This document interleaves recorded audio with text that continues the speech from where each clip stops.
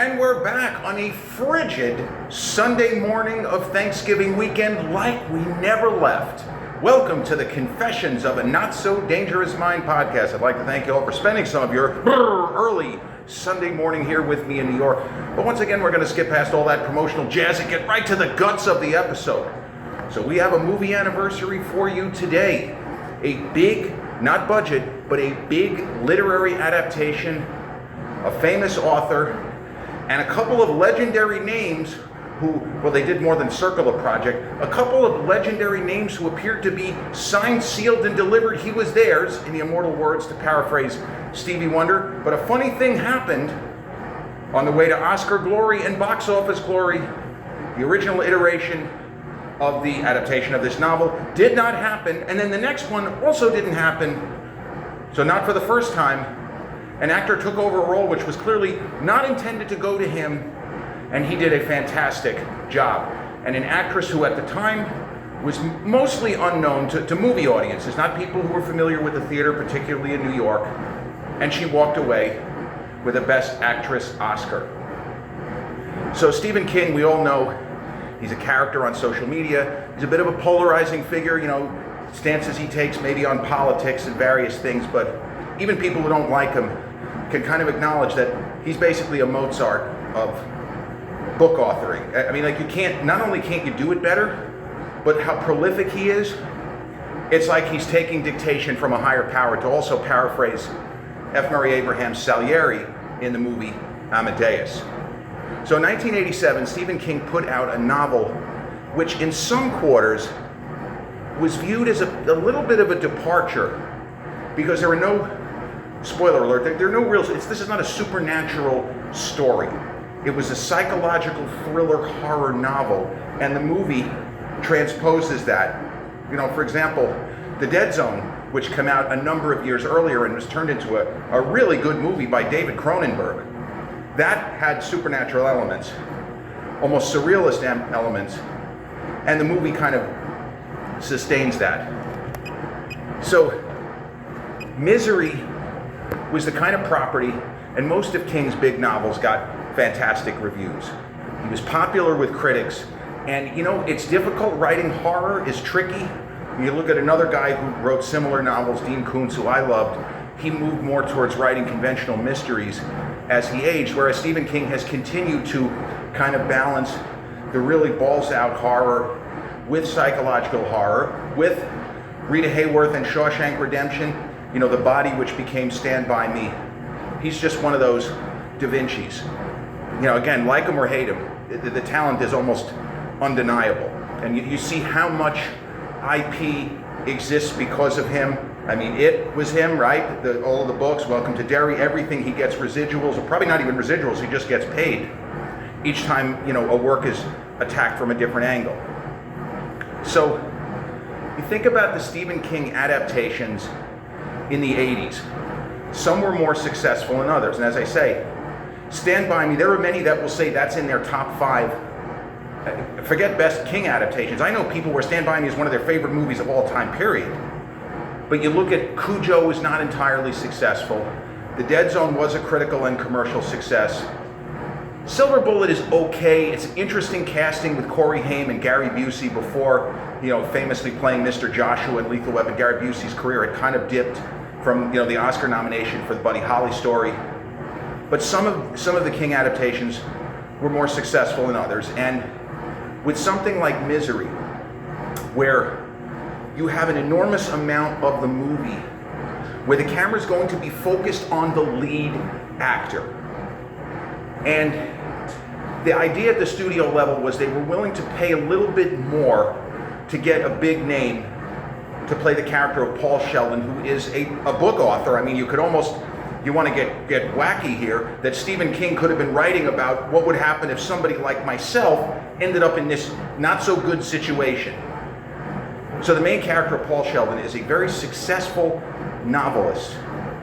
And I guess if you want to throw another movie in there, John Carpenter's In the Mouth of Madness has a similar concept as far as an author who writes, well, in the case of that, in horror, in The Mouth of Madness, And that's supposed to be a Stephen King kind of character. Jürgen Prochnow plays a character called Sutter Kane. Like, not really being that subtle in the Mouth of Madness, but in the world of the book Misery, Paul Sheldon is a super successful author, and he gets into a car accident, and he's going to die. It's snowing, he goes into an embankment, and like there's no scenario in which he can't get out of this. This is not, Aaron Ralston in 127 Hours, that movie with James Franco, where if you had to pick one guy to get into that situation, this is the guy. Somebody freezing to death and busting up half of their body. Paul Sheldon's not going to survive. So a woman named Annie Wilkes takes him back to her house, and then the story goes. So book and movie have the same setup.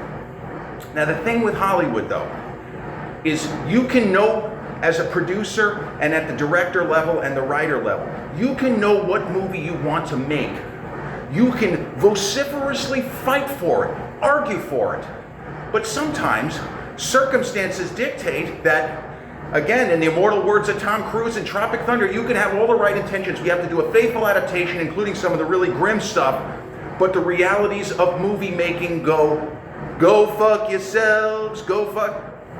So the first actor that they went to, when I say they, Castle Rock and I think Columbia, and Rob Reiner was always going to direct, and a name that I've mentioned before and will mention a lot more just because he was such a genius, William Goldman was tasked with doing the adaptation. And in case the name is maybe not so familiar, he wrote The Princess Bride, book and screenplay.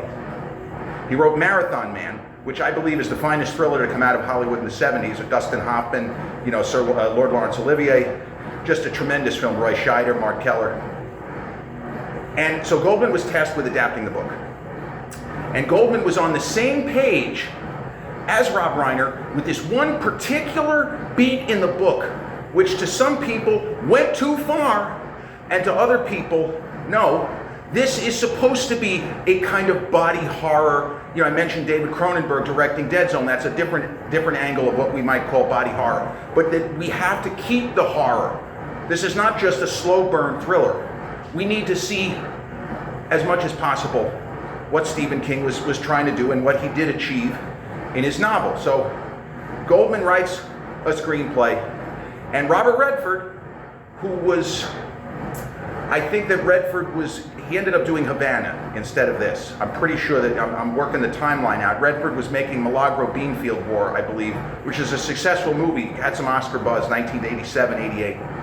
But Redford was interested. The thing with Redford, and may he rest in peace, I'm as big a Robert Redford fan as anyone. The Natural is one of my 5 favorite movies of all time. I love the guy. Sneakers, Legal Eagles, which is kind of goofy, but I love it. So many classic movies. But Redford wanted to make Misery. It would have been completely unlike anything he'd ever done. Redford was known as a guy who was very natural on screen, which means that in the right role, it didn't seem like he was acting. And that was the rub. There were people saying, well, he doesn't really act. Well, if he's, a flower pot is not a hat. If I wear it on my head, it is. What the fuck do you mean he doesn't know how to, what the fuck? These are the kinds of things people are arguing. But it was going to be, a lot of the movie was just going to be cameras on him. Cameras on his physical ailments and maladies. And again, you think in terms of a cinema alpha male, like a Clint Eastwood, who did something similar in The Beguiled in 1970, an alpha male basically confined to bed because of terrible injuries. But Redford was interested. He wanted to do something different. He had won the Oscar for Ordinary People as Best Director earlier in the decade, and he was trying to continue to challenge himself. And I just love that. Redford was in his early 50s when all of this went on. And so he signed on. And they're in pre-production. And Redford just has this one problem, which is a significant problem. So, spoiler alert, in the world of the book, so as to make it more difficult for Paul Sheldon to escape the clutches, at last I have you in my clutches, as Dark Helmet says in Spaceballs. But Annie Wilkes nurses Paul Sheldon back to health, but she doesn't really want to just nurse him back to health and then he's going to go on his way. She wants to be with him. She loves him. Wink, wink, nudge, nudge. So she takes certain actions with like a hammer, it's a very, very bad looking, almost medieval device. And in the book, she She hobbles him. That's what it's known as, the hobbling scene. She doesn't just like break his ankles or something like that. She goes even further, also like The Beguiled, spoiler alert, where there was a dismemberment angle. She takes off a body part, and not, it's not Freudian, but she doesn't just break his ankles. She kind of cuts him off at the pass down there in his foot, and there is no foot. So Robert Redford, he understood it, why it's in the book, and he liked it dramatically, but he didn't think it worked cinematically. He was convinced, I think we're going to turn audiences off. And the way that you have the rest of the story, it's not really believable what Paul Sheldon does after and how he's able to, kind of try to mount an escape and all of that. It's the one thing in the book that Redford didn't like. Now, you can also argue, big movie stars, there's a certain kind of vanity, and that's all, this is also not a criticism, where they don't want to play certain kinds of roles in a certain fashion. And maybe there was just a little bit, we don't know, but what he said made sense as far as it's just not logical. You're trying to make a movie, how would this guy really be able to try to mount an escape given his circumstances? So they went back and forth, and Goldman talked about, I love Redford, he was such a genius, he was so intelligent, like if he wasn't a movie star, he could have just been the Oscar-winning filmmaker. You could tell that he was somebody who paid attention when you spoke, like he was just throwing bouquets of praise at Redford. But he also said, he's difficult to pin down on projects. This is one thing throughout his career. He was very, very careful. So the Paul Sheldon character has written a series of books featuring a protagonist, a female protagonist called Misery. Now, of course, when my dad read the book and I saw it on the bookshelves growing up in Massapequa, I thought Misery was not the name of a person. I thought the book was about someone in misery, and it is. So it's the immortal words of Robert Klein, it's a double entendre. It's not really a double entendre, but it's a double meaning, which is not also an accident. But the funny thing in 2025 is the character is named Misery Chastain. So if they ever do a reboot, Jessica Chastain can play Misery Chastain. And it's the old joke about when Sharon Stone had a dinner meeting with Oliver Stone to talk about a film project, 30 years ago. As Gary Shandling says, well, if they hit it off romantically, she can be Sharon Stone. Yeah, I'll be here all week. But Redford was insistent. We don't need to do this. Yes, have her break his ankle, have her break both ankles, have her take a kidney out, but don't have her cut off his foot. We don't need to do this in a freaking movie here. We will turn off audiences. I'm telling you, it's not going to work. So Reiner, Castle Rock, Columbia, and William Goldman was just, the hired gun. He was going to do whatever the prevailing wisdom was, but he thought some of his best work. This is the guy who wrote Butch Cassidy and the Sundance Kid, the guy who did the adaptation of All the President's Men. This is a multiple Oscar winner. He thought that draft was some of his best work, and I'm not just making this up. Goldman wrote a second book on his adventures in the screen trade. The book was called Which Lie Did I Tell? This is where I'm getting this information. You can double check to make sure I'm not making all of this up. But William Goldman wrote a book called Further Adventures in the Screen Trade, because his first book in '83, called Adventures in the Screen Trade, is where he came up with the legendary, immortal, iconic line of nobody knows anything.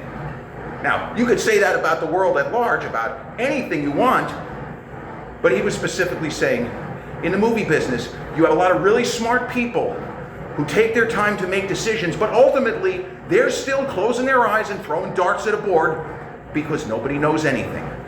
Sometimes it appears they do, but usually nobody knows anything. So Robert Redford drops out, and you start thinking, okay, we wanted to go with a big actor. We'll probably spend less money now on the lead actor since we didn't get Redford, but another all-timer and a peer of Robert Redford. Remember, Redford only had 3 peers. Jack Nicholson, Dustin Hoffman, and Warren Beatty. Warren Beatty suddenly showed interest in the Misery film adaptation, so he comes on board. And Warren Beatty, another guy, more of a ladies' man, Hollywood's ultimate Lothario for decades. He supposedly got with everybody from Mamie Van Doren up on through Madonna, and his bride Annette Bening, and God bless them, they've been together 35 years, just unbelievable. You know, she tamed a wild beast, you know, like a reverse from Sex and the City. Your girl's lovely, Hubble, it was the opposite. Somehow Annette Bening managed to domesticate Warren Beatty. But Warren Beatty, after his pal Redford dropped out, hey, I'd like to do this. But he didn't know the mechanics of exactly with the hobbling scene, because that was the holdup. Beatty comes on board, and he has the exact same problem as Redford. I can't see a way that this movie works if Annie cuts off his foot. This is not cinematic. It's not going to work. It's not going to work. This goes back and forth. Reiner, it's the same thing. Can we make this change? No. Rob Reiner stands on business. Castle Rock and Columbia, they all stand on business. Warren, we want to work with you, but we can't make this change. All right, go fuck yourselves. I hope you have fun making your movie. It's not going to work. And Redford was right. It's not going to, and Beatty didn't really do this, but this was the implication. You're making a mistake. This won't work with her cutting off his foot. Mark my words. You're not making this movie. I'm out. You know, it's a little Shark Tank. You know, I think you got a great product, but I'm out. Redford, gone. Beatty, gone. Now, what were they going to do to cast Annie? Well, there was a story, believe it or not, Bette Midler told on, I don't even think she told it recently, but you know how they do these things on TikTok and Instagram, where sometimes it's new interviews or relatively new, but sometimes it's older interviews where people like myself and yourselves are seeing it for the first time because the interview might be 1995. So there was an interview, I want to say that it was the young or younger David Letterman. I think it was the 90s Letterman. But it could have been Leno, but I'm pretty sure it was Letterman. It definitely wasn't Arsenio Hall or Rick Dees or any of the other guys who had the late night shows in the mid-90s. So Bette Midler was offered the role. And she didn't spark to it. And Bette Midler, not long after this movie, worked with the lead actor in Misery. But Bette Midler did not do Misery. A theater actress, a super successful stage actress named Kathy Bates, who had been in one of the early runs of Frankie and Johnny, which was made into a very successful movie, a terrific film, with Michelle Pfeiffer and Al Pacino, but people said about that movie, they're too good looking to play these characters. No offense to Michelle Pfeiffer. But I don't buy the idea that all Michelle Pfeiffer can do on a Friday night is order in pizza for herself and watch a movie on a VHS player. I don't accept that she's that unlovable or that no guy is into her, or it's all nonsense. And Al Pacino as a short order crook, he's actually more believable in that movie. But Kathy Bates on the stage was magic. Everyone said the same thing. So she ends up getting the role of Annie Wilkes. And think about it. How much of this movie is like a two-character play? A lot. Now there are other characters. You have the small-town sheriff played by, speaking of Redford and The Natural, Richard Farnsworth, who 5 years earlier played Red in The Natural, opposite Robert Redford, and the Always Fire Wilford Brimley, you know, the Beatus, and Darren McGavin and Kim Basinger and Barbara Hershey. So they cast Kathy Bates, and now they need somebody to play Paul Sheldon. And here comes James Caan. Now, James Caan is a very sort of aggressive and edgy actor. And to me, there are a lot of roles where he should be miscast, such as Elf. I mean, if you had told me that James Caan was going to play the father of Will Ferrell when the movie was being made, I said, that's a terrible idea. How could that possibly work? James Caan's performance style, though, he's got a little bit of James Woods in him, although he doesn't, to me, James Caan never seemed to really overact, but the edginess and the kind of aggressive line readings, to me, there are some parallels. So they cast James Caan, and he was probably 6th or 7th or 8th on the call sheet. That was not somebody who was ever intended to be in play. But because of the issue with Redford dropping out, you can't cut the guy's foot off, and Beatty dropping out, you can't cut the guy's foot off. Here comes James Caan, and spoiler alert, the irony of all of this is that both Redford and Beatty were right.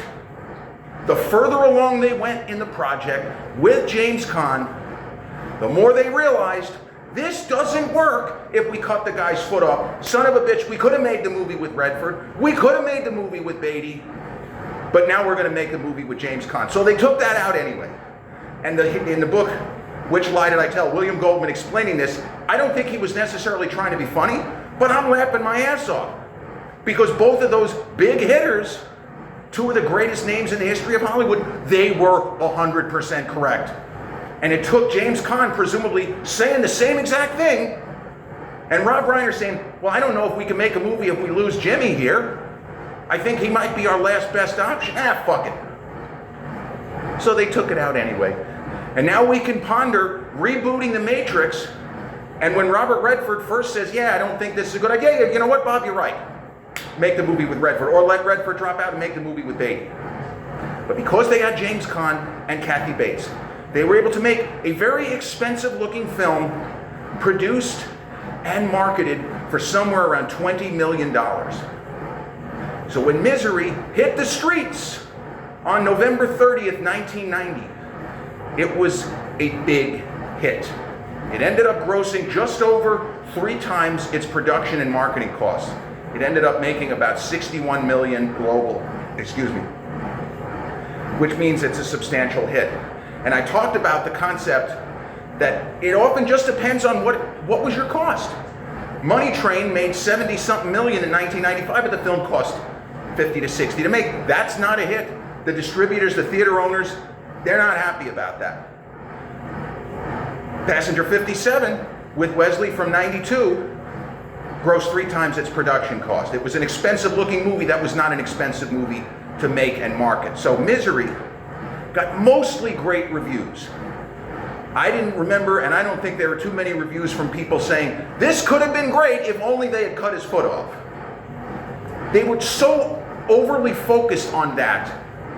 Wasn't that important? Remember Total Recall? The 2 attempts to make Total Recall before the Dutchman Paul Verhoeven and Arnold Schwarzenegger came on board to make, well, the book was called We Can Remember It For You Wholesale by Philip K. Dick. But there was this angle that David Cronenberg, the names just keep repeating, when he was going to make the movie with Richard Dreyfuss. Well, I'd love to see that, right? But they had this thing where the turbinium ore, the only way to start the thing was for Quaid himself. He was the only person whose handprint was going to work. And they spent 3 years trying to figure out, well, how do we even do that? How do we get this into the story in a way that's even remotely believable? And at a certain point in time, Paul Verhoeven said, no. We're worried about the wrong thing. Let's just make the movie. Don't worry about it. Does anybody miss that from the book? Oh, it has to be Quaid? No. So here they are, and the movie comes out, and it's 91% on Rotten Tomatoes if you check. That is fantastic reviews for what amounts to a horror film. And nobody missed that scene. Yeah, there are people who love the book who would have liked that scene in the movie. But there are no people going to see Misery in theaters, and I personally did not. But I know a lot of people that did. It was already one of their 3 favorite horror films. At least a half a dozen fellow students at Massapequa High. What an incredible movie. Nobody ever said, damn, they took out the decapitation of the foot scene. Oh, sorry, spoilers. Nobody said anything.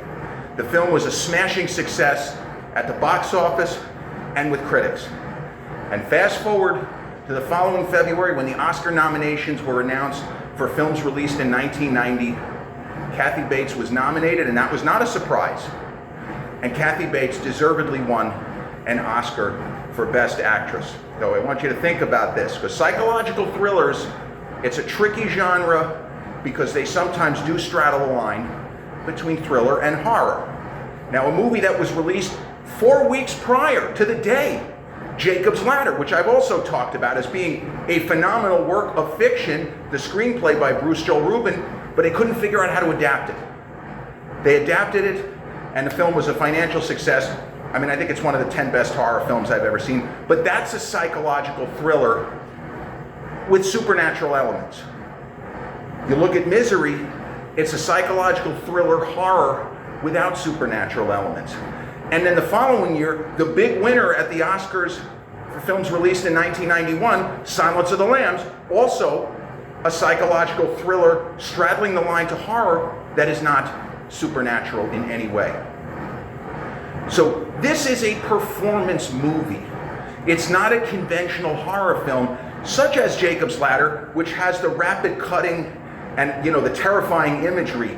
This movie's terrifying imagery, it takes place in our mind. When we maybe imagine what it would be like to be Paul Sheldon, stuck in a fucking bed with this Looney Tunes woman. What the fuck, man? Why did I have to drive in that snow? So, you start, it's the Anthony Hopkins from the movie The Edge. People can't make it out because they start complaining, how did I get myself into this? Paul Sheldon does that in this movie. We know that he's beating himself up, but then he reaches a point where he says, no, I got to try to get a little bit of physical exercise here, whatever I can do. So when the time comes, I'll be able to kind of hold my own, even though he's very, very compromised. He still has, spoiler alert, he still has his limbs. But he's beaten almost beyond any kind of a recovery. If he were to get out of there, his life is going to be compromised for the rest of his life.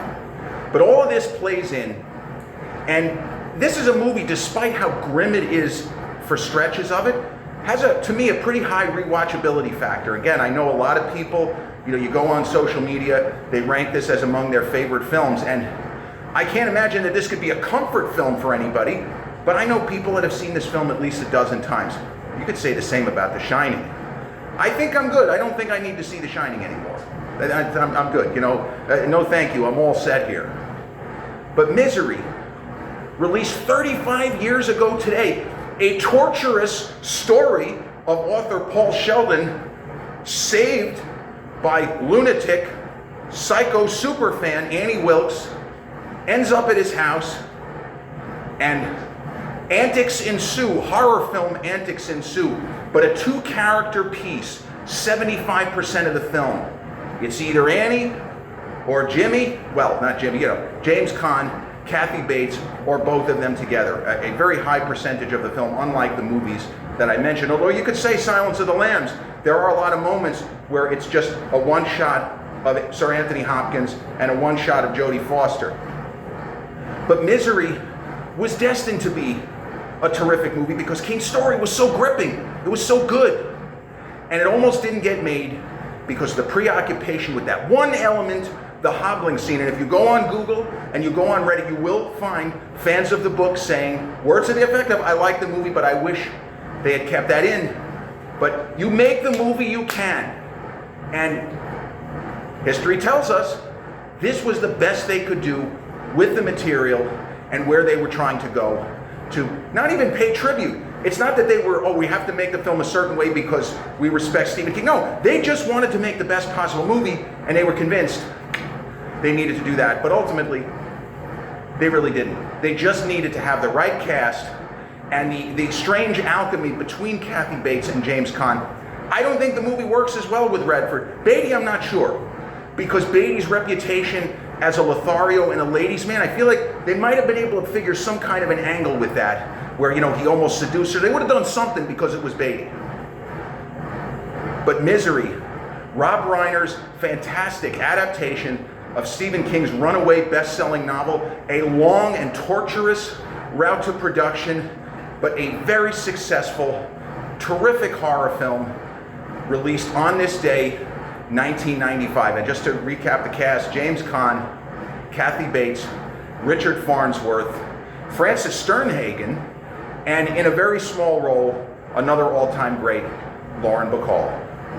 This has been episode 656 of the Confessions of a Not So Dangerous Mind podcast. I'd like to thank you all so much for spending some of this very chilly Sunday morning of Thanksgiving weekend here with me in New York. If you check out this episode on the YouTube channel, haven't done so already, please click like, subscribe, comment, share, turn on those notifications. Or if you catch this episode on the audio platforms such as Podbean, Spotify, iTunes, or the others in which we're hosted, same general rule applies. Click like, subscribe, share, and turn on those notifications. I'll be back with a new episode real soon. Till then,